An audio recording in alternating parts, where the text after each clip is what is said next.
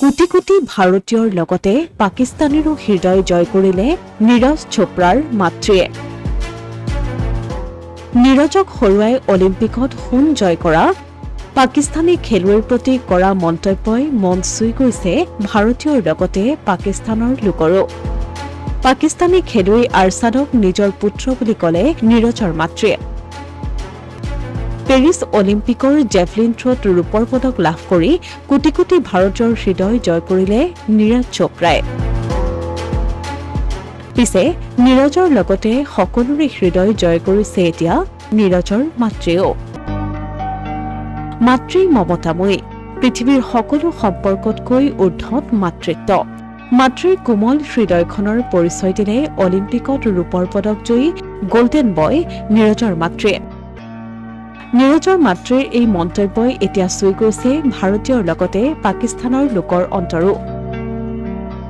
ভাৰত পাকিস্তানৰ মাজৰ যি সংঘাত সেয়া নতুন নহয়।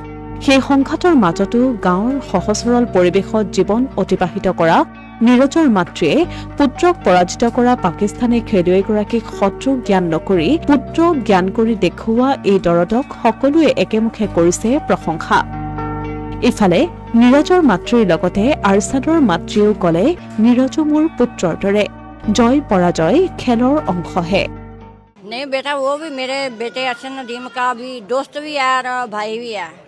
ते वो हार जीत तो अपने किस्मत की होती है और वो भी मेरा बेटा है। इंशाल्लाह ताला कहते होंगे उसनों भी कामयाब करे अल्लाह मियां, उसनों भी मेडल जीतन की तौफीक देगा।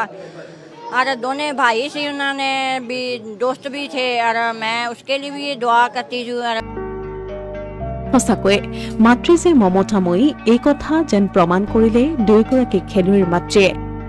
সংঘাত শত্ৰুতাতকৈ ওপৰত যে মানৱীয়তা এই কথা তাৰে এক উদাহৰণ।